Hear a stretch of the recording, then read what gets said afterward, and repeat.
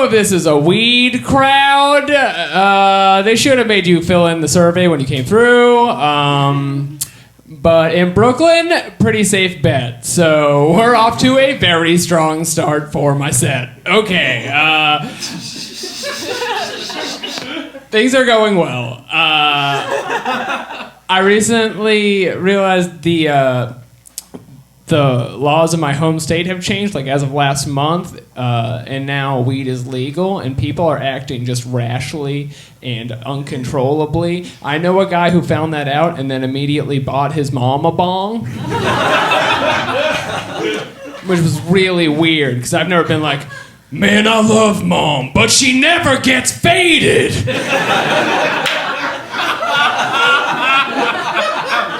New mom's sick and she's eating all my snacks. I'm much more of a drinking person. I really like drinking games. There are just so many good drinking games. You can play beer pong or make the bad thoughts stop. Make the bad thoughts stop is the thinking man's drinking game. There's more than you'd ever guess. Young people know there's this other fun game that you can play. It's called Wisest Wizard. I'll tell you how you play it. First, you drink a can of beer, and then you tape your next one to the top. Now, as you're getting drunker, you're making a wizard staff. This is a good game because it's very hard to tell a wizard he has a problem. Just, we'd all assume they'd be very passive-aggressive about it. Just, oh, I can't take the edge off. It's not like I'm the keeper of the time stones. Whatever bullshit they're coming out with this week. A bit about myself. I live in Brooklyn with my girlfriend. We have 2 cats. It's Brooklyn, so there's also a man who lives in our basement. He's got a cat. If you're keeping score at home, that's right, 1 cat per person household. It's the perfect number in case you want to pair off and practice kissing. There's a lot of fun situations that happen with that number of animals and that number of people, but you also have to prepare for the stark downsides because I lost my job at one point last year, and with that setup, what happens is this interesting thing where the sun comes up in the morning, standard, good. And then the other people go to work, and then you become the stay-at-home cat dad. Some say the hardest job. Now, I know a lot of you are wondering, do I have what it takes to be a stay-at-home cat dad? Okay, ask yourself this question. Can you yell, play nice, knowing you are technically in a room alone? It's going to get much harder after the first few times you do it. And all these terrible things happen. I ended up taking my cat to the vet just a few weeks ago, and the vet broke some bad news on us where she told us she's going to have to pull half of the teeth out of his head because me and my girlfriend were not brushing his teeth every week.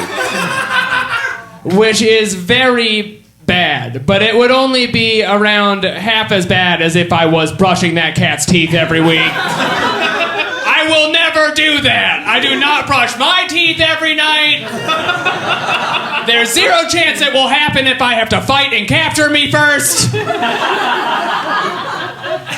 And then from a scientific point, like, this is happening at night. Statistically, I'm just too high to do that. And I had all these great points, and I'm lining up for this lady. I got all this whole cabinet of evidence, and she's not buying it. And I was really miffed because where is the line after that? Once I'm brushing the cat's teeth, there's no line between man and beast anymore. It ruins something for all of us. I'm gonna be waking up real early in the morning, getting this cat in the shower before school, just like, get in there, kitty! Get in, you gotta get nice and wet! We got a long car ride after this for the next 8 to 12 years, and then we're going to school for that whole time, and Cat gets out of school, and we're looking for a job, and Cat doesn't want a job. Cat wants to play in the NBA! Oh, you gotta be more pragmatic with these business options, Waffles.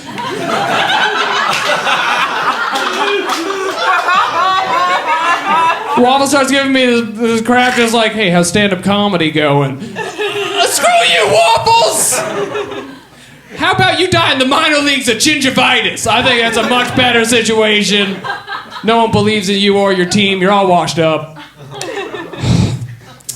Stand-up comedy is a fun job because you don't make any money. So you get to do all kinds of other crazy jobs. And tell me about them. I did some good part-time shifts for the PC police a while back.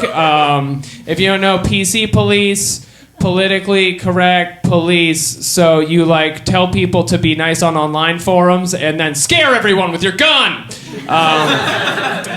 And so, like, I was doing that a while back. I came to this weird realization that it's much harder to tell people not to be rude in real life than it is on the internet. Because on the internet, you just post. Easy. In real life, I live down the street from a deli. And I love that deli. And they have a full menu that has everything under the rainbow. But for some reason, their sandwich with fake meat is just called the Gay Boy Sandwich.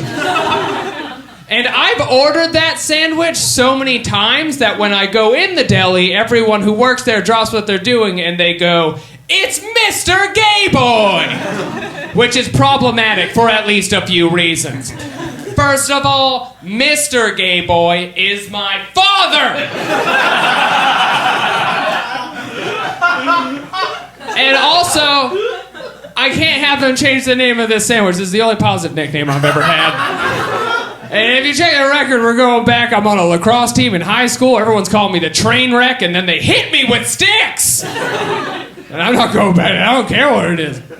Oh, and this is like a quick aside, and this might just be my privilege speaking, but is there anything worse than elder servants? Compared to young servants? They are nary half as spry! All right. That's that joke. Very good. Politics is in the news, and so you got to tackle it. I'm on here. There's this theory happening out right now. It's very popular that if you're too far to one side of the political spectrum, you start sounding like the other side. So, like for example, I'm a very left-wing guy, and when it comes to guns, I don't think anyone should have a gun. I think guns are dangerous and immoral, and we should all start carrying swords. And so you always get this feedback of like, sure, there's going to be this huge rise in crime, but right next to this massive surge in honor. And I just thought it would be a good idea. Anyway, thanks for listening, guys. You've been fantastic.